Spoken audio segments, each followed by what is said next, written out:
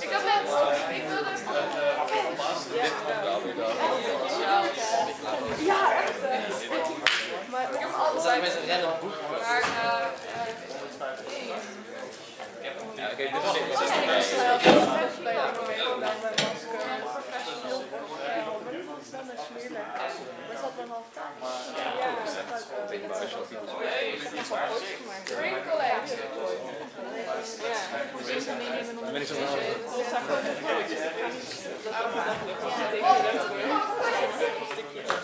nou, dat is wel een limbo shit. Ik moet echt wel opgesteld. Op zich heb ik de limbo wel. Ja, je moet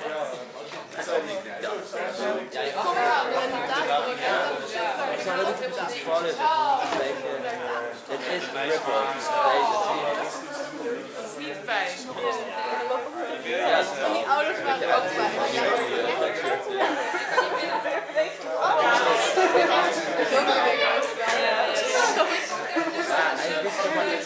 En nu door de onderkant heeft zeg maar alles werk op de tafel. Iemand zei van, good luck, weet je. Ik dacht,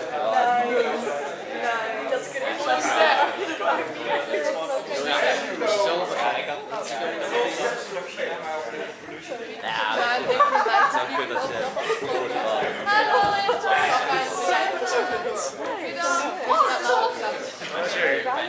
Goedemiddag.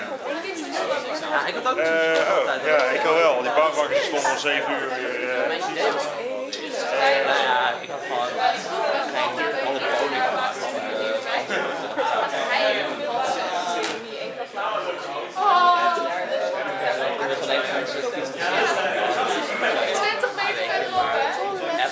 Ja, 20 meter van de grond is. Al die wedstrijden zijn maar ja, dan moet je dat wel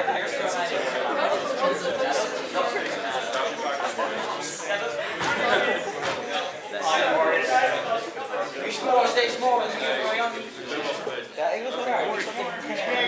Goede taak!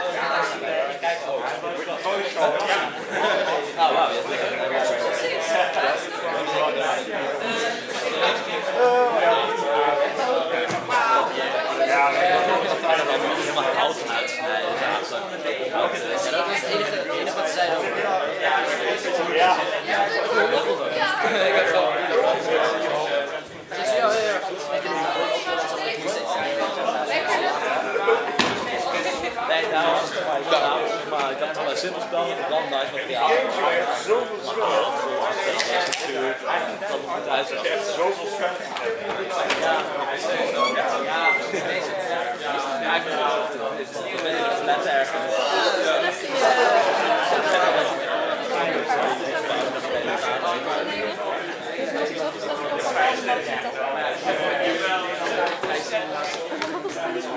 Herkent al wat? Ja, nou. Wat is duidelijk?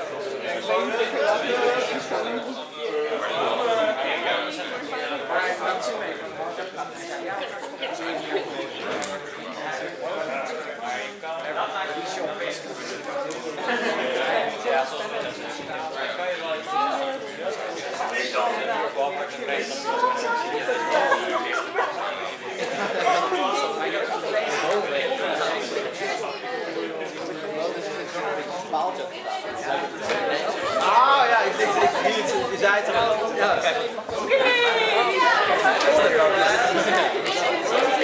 Maar dat is zo. Dat is gewoon nou een paal in zijn hand en dat is ook zo. Ja, dat is inderdaad wel.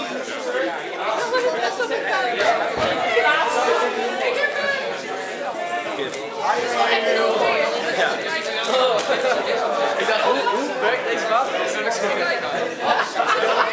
Ja, het lijkt net als een kans en dat is afgevangen. Ja,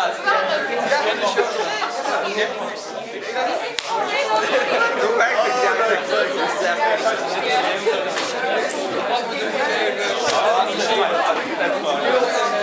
ik vol in mijn nek.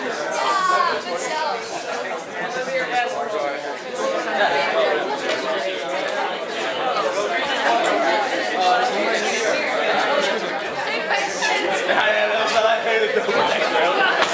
Heel veel like.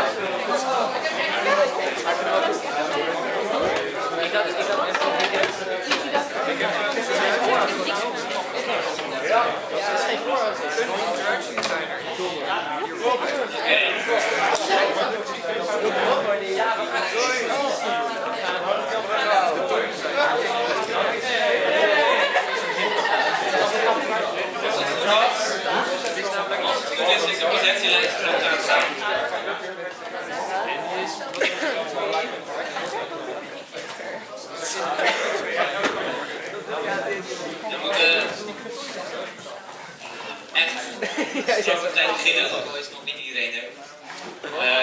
Want het is een aardig vol programma, inclusief een TED-talk van 20 minuten. Met ondertiteling, dus dat is fijn. Hier zie je een plaatje van een jongen die in de kamer staat, van alles droomt. Dat zie je in hand. De vraag hierbij is, heeft iemand een lucide droom gehad? Ik ben wel bezig. Ja, toen ik... Ik zie 1 vinger, 2. Ik vind het jammer voor degene die dat niet hebben gehad. Blijven jullie reality checks dus kijken? Ja, maar het is fijn dat je wordt slagen. Huiswerk was vormgroepen en het ontwerp een manier om een bias te misbruiken. Ik heb jullie huiswerk nog niet na kunnen kijken. Het is iets te druk geweest, maar jullie krijgen allemaal een feedback-reactie in de mail. Ga ze dus allemaal nakijken. Maar toen ik jullie mailtjes binnen aan het krijgen was, realiseerde ik me, naar aanleiding van een paar opmerkingen ook, dat ik niet helemaal duidelijk heb gemaakt hoe ik jullie ga beoordelen. Sommige mensen dachten dat de huiswerkopdrachten wellicht niet eens verplicht zouden zijn. Dat zijn ze wel. Maar verplichting, bij mij, is net iets anders. Een aantal mensen dachten vandaag dat ziek melden een goed idee zou zijn. Natuurlijk hartstikke mooi weer is en wellicht zijn ze ook daadwerkelijk ziek. Maar verplichte aanwezigheid geldt ook, zelfs al ben je ziek. Dat is een beetje jammer. Maar dat uitzicht dan op deze manier. Jullie krijgen van mij punten. Aanwezigheid is een deel ervan. Huiswerk, iets groter deel.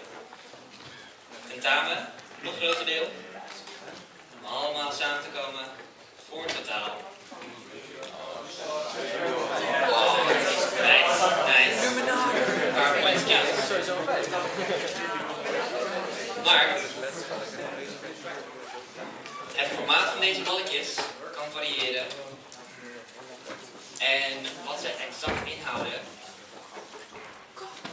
dat hangt natuurlijk af van wat jullie erin stoppen. Jullie kunnen wellicht zien. Nice, is hij er? Ah, yes. Deze komt ongeveer tot de helft. En de helft is niet genoeg om voldoende te halen. Dus zelfs al heb je je tentamen volledig foutloos, ik ben vrij zeker van dat het niet gaat gebeuren. Op ervaring berust van vorig jaar.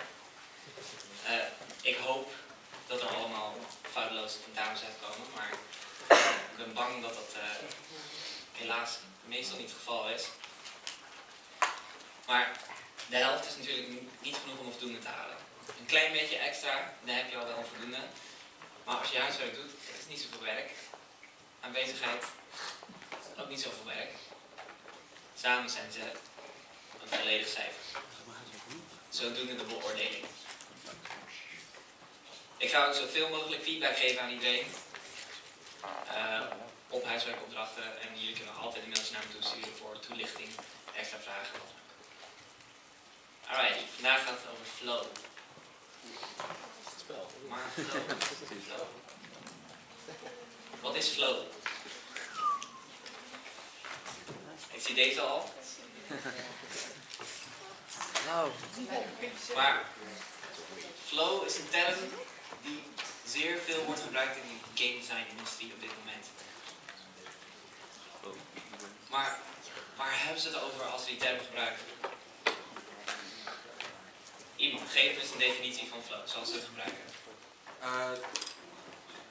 Ik heb wel het begrip workflow en dat je zeg maar zo efficiënt en snel mogelijk je dingen doet, zeg maar. En dat je in een bepaald ritme blijft en dat aanhoudt. Workflow, dat is al een langer vastgestelde term. Dat gaat meer over het werkproces en op de manier waarop dat inderdaad vloeit en of je werkproces gestroomlijnd is. Maar flow zoals we het gebruiken in game design is toch wel net iets anders. Ik denk de snelheid waarop het spel zich afspeelt en de manier waarop jij daar ja, de flow, de snelheid, denk ik een beetje. De snelheid waarop een game zich presenteert aan een speler en hoe de speler daarop reageert. Consistentie. Wat bedoel je ermee, consistentie? Dat dingen zoals tempo en spanning en rewards en dergelijke op een bepaald consistent ritme zitten. Niet ineens worden onderbroken door ineens een spike van difficulty of ineens een drop in spanning. Of dat het netjes consistent op elkaar aansluit. Dus dat er een consistente toename is van alle verschillende aspecten die een rol spelen in de beleving van de game. Gedurende de game, dat er geen uitwijkingen zijn. Ja, niet per se een stijgende lijn, maar een lijn. Ja. Of een lijn. Oké. Jullie zullen deze term, ik zie nog niet zoveel reacties, maar jullie zullen deze term nog superveel horen.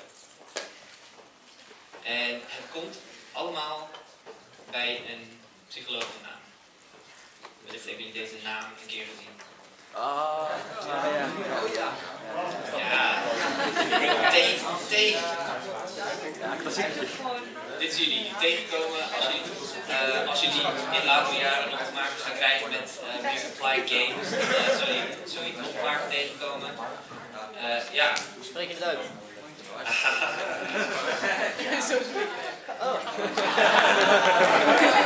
Ja.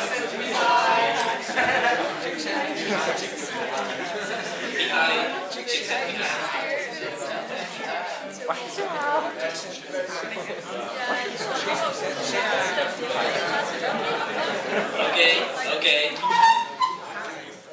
Spannende naam. We zijn er voorbij. Csikszentmihalyi heeft een niet zozeer een theorie als een denkwijze bedacht van een beleving. Flow is een beleving. En het is vaag en lastig om te omschrijven. Zijn definitie van wat het is en hoe je het kunt krijgen zit in een boek van een aantal 100 pagina's. En hij probeert het te definiëren, maar het blijft een beetje koddig en vaag en subjectief. Maar de ervaring is wel heel erg herkenbaar voor heel veel mensen. Dus nu gaan we zijn TED-talk over flow kijken.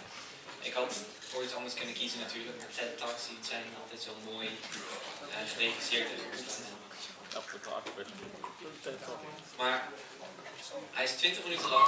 Probeer goed op te letten. We gaan er daarna nog verder over door, over wat het kan betekenen voor jullie.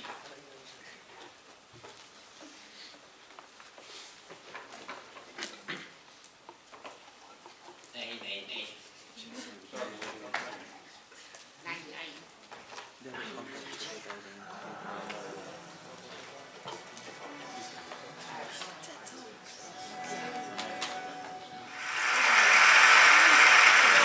I grew up in Europe, and World War II caught me when I was between 7 and 10 years old, and I realized how few of the grown-ups that I knew were able to withstand the tragedies that the war visited on them. How few of them could even resemble a normal, contented, satisfied, happy life once their job, their home, their security was destroyed by the war. So I became interested in understanding what contributed to a life that was worth living. And I tried as a child, as a teenager, to read philosophy and to get involved in art and religion and many other ways that I could see as a possible answer to that question. And finally I ended up encountering psychology by chance. Actually, I was at a ski resort in Switzerland without any money to actually enjoy myself because the snow had melted and I didn't have money to go to a movie, but I found that reading the newspapers that there was to be a presentation by someone in a place that seemed in the center of Zurich. And it was about flying saucers he was going to talk. And I thought, well, since I can't go to the movies, at least I will go for free to listen to flying saucers. And the man who talked at that evening lecture was very interesting. And actually, instead of talking about little green man, he talked about how the psyche of the Europeans had been traumatized by the war, and now they are projecting flying saucers into the sky, kind of as a... He talked about how the mandalas of ancient Hindu religion were kind of projected into the sky as an attempt to regain some sense of order after the chaos of war. And this seemed very interesting to me, and I started reading his books after that lecture, and that was Carl Jung, whose name or work I had no idea about. Then I came to this country to study psychology, and I started trying to understand these roots of happiness. This is a typical result that many people have presented, and there are many variations on it. But this, for instance, shows that about 30% of the people surveyed in the United States since 1956 say that their life is very happy. And that hasn't changed at all, whereas the personal income on a scale that has been held constant to accommodate for inflation has more than doubled, almost tripled in that period. But you find essentially the same results, namely that after a certain basic point, which corresponds more or less to just a few $1,000s above the minimum poverty level, increases in material well-being don't seem to affect how happy people are. And in fact, you can find that the lack of basic resources, material resources, contributes to unhappiness, but the increase in material resources do not increase happiness. So my research has been focused more on, after finding out these things that actually corresponded to my own experience, I tried to understand now where in everyday life, in our normal experience, do we feel really happy? And to start those studies about 40 years ago, I began to look at creative people, first artists and scientists and so forth, trying to understand what made them feel that it was worth essentially spending their life doing things for which many of them didn't expect either fame or fortune, but which made their life meaningful and worth doing. This was one of the leading composers of American music back in the 70s, and the interview was 40 pages long, but this little excerpt is a very good summary of what he was saying during the interview, and it describes how he feels when composing is going well. And he starts by describing it as an ecstatic state. Now, ecstasy in Greek meant simply to stand to the side of something, and then it became essentially an analogy for a mental state where you feel that you're not doing your ordinary everyday routines. So ecstasy is essentially a stepping into an alternative reality. And it's interesting, if you think about it, how when we think about the civilizations that we look up to as having been pinnacles of human achievement, whether it's China, Greece, Hindu civilization, or the Mayas, or Egyptians, what we know about them is really about their ecstasies, not about their everyday life. We know the temples they built so where people could come to experience a different reality. We know about the circuses, the arenas, sport arenas, the theaters. These are the remains of civilizations, and they are the places that people went to experience life in a more concentrated, more ordered form. Now, this man doesn't need to go to a place like this, which is also, this place, this arena, which is built like a Greek amphitheater, is a place for ecstasy also. We are participating in a reality which is different from that of everyday life that we're used to. But this man doesn't need to go to there. He needs just a piece of paper where he can put down little marks, and as he does that, he can imagine sounds that had not existed before in that particular combination.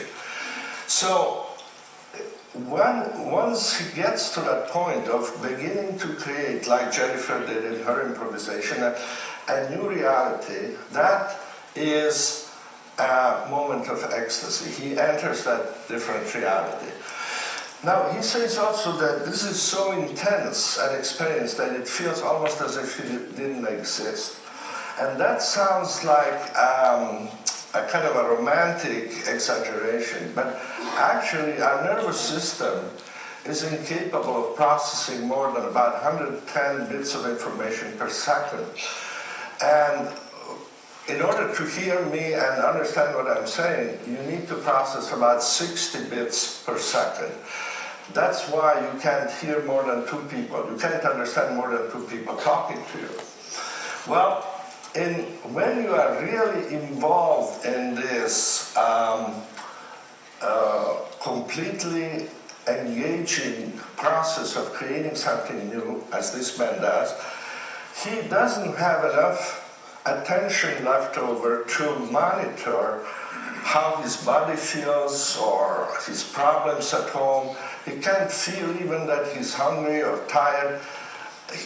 His body disappears, his identity disappears from his consciousness because he doesn't have enough attention, like none of us do, to really do well something that requires a lot of concentration and at the same time to feel that he exists. So existence temporarily suspended. And he says that his hand seems to be moving by itself. Now, I could look at my hand for 2 weeks and I wouldn't feel any awe or wonder because I can't compose. But so what he's not telling you here, but in other parts of the interview, is that obviously this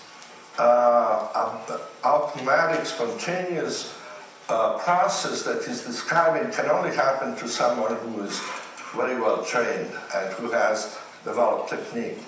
And it has become a kind of a truism in the study of creativity that you can't be creating anything with less than 10 years of technical knowledge, immersion in a particular field. Whether it's mathematics or music, it takes that long to be able to begin to change something in a way that it's better than what was there before. Now, when that happens, he says, the music just flows out. And because all of these people I started interviewing, this was an interview which is over 30 years old, so many of the people describe this as a spontaneous flow that I call this type of experience, the flow experience.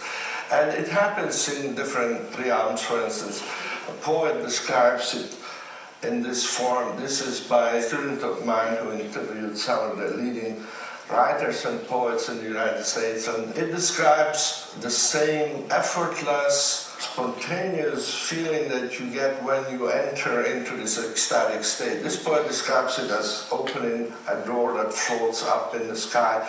Very similar description to what Albert Einstein gave as to how he imagined the forces of relativity when he was struggling with trying to understand how it worked. But it happens in other activities. For instance, this is another student of mine, Susan Jackson from Australia, who did work with some of the leading athletes in the world. And you see here in this description of an Olympic skater the same essential description of the phenomenology of the inner state of the person. You don't think it goes automatically. You merge yourself with the music and so forth.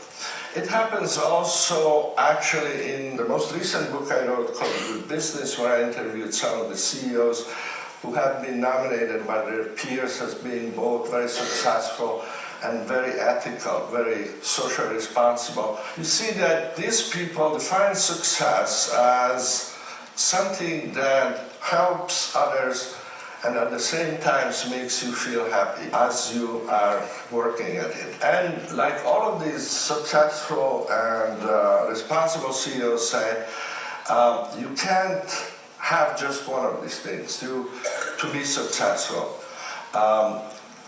If you want a meaningful job and successful job, Anita Roddick is another one of these CEOs we interviewed. She is the founder of Body Shop, the cosmetic, kind of natural cosmetic thing. It's kind of a passion that comes from doing the best and having flow while you're working. This is an interesting little quote from Masaru Ibuka, who was, at that time, starting out Sony without any money, without a product. Yeah, they didn't have a product, they didn't have anything, but they had an idea. And the idea he had was to establish a place of work where engineers can feel the joy of technological innovation, be aware of their mission to society, and work to their heart's content. I couldn't improve on this as a good example of how flow enters the workplace. Now, when we do studies, we have, with other colleagues around the world, done over 8,000 interviews of people from Dominican monks to blind nuns to Himalayan climbers to Navajo shepherds who enjoy their work. And regardless of the culture, regardless of education or whatever, there are these 7 conditions that seem to be there when a person is in flow. There's this focus that once it becomes intense, leads a sense of ecstasy, a sense of clarity. You know exactly what you want to do from one moment to the other. You get immediate feedback. You know that what you need to do is possible to do even though difficult. And sense of time disappears. You forget yourself. You feel part of something larger. And once those conditions are present, what you're doing becomes worth doing for its own sake. In our studies, we represent the everyday life of people in this simple scheme, and we can measure this very precisely, actually, because we give people electronic pages that go off 10 times a day, and whenever they go off, you say what you're doing, how you feel, where you are, what you're thinking about. And 2 things that we measure is the amount of challenge people experience at that moment and the amount of skills that they feel they have at that moment. So for each person, we can establish an average, which is the center of the diagram. That would be your mean level of challenge and skill, which will be different from that of anybody else, but you have a kind of a set point there, which would be in the middle. If we know what that set point is, we can predict fairly accurately when you will be in flow, and it will be when your challenges are higher than average and skills are higher than average. And you may be doing things very differently from other people, but for everyone, that flow channel, that area there, will be when you're doing what you really like to do. Play the piano, probably. Be with your best friend. Perhaps work, if work is what provides flow for you. And then the other areas become less and less positive. Arousal is still good because you are over challenged there. Your skills are not quite as high as they should be, but you can move into flow fairly easily by just developing a little more skill. So arousal is the area where most people learn from, because that's where they are pushed beyond their comfort zone, and that to enter, going back to flow, then they develop higher skills. Control is also a good place to be because there you feel comfortable, but not very excited. It's not very challenging anymore. And if you want to enter flow from control, you have to increase the challenges. So those two are ideal and complementary areas from which flow is easy to go into. The other combinations of challenge and skill become progressively less optimal. Relaxation is fine, you still feel okay.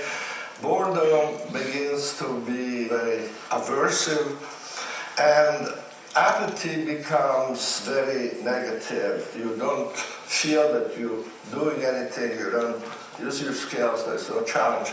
Unfortunately, a lot of people's experience is in apathy. The largest single contributor to that experience is watching television. The next one is being in the bathroom sitting. And then, even though sometimes watching television about 7 to 8% of the time is in flow, but that's when you choose a program you really want to watch and you get feedback from it. So the question we are trying to address, and I'm way over time, is how to put more and more of everyday life in that flow channel. And that is the kind of challenge that we are trying to understand. And some of you obviously know that how to do that spontaneously.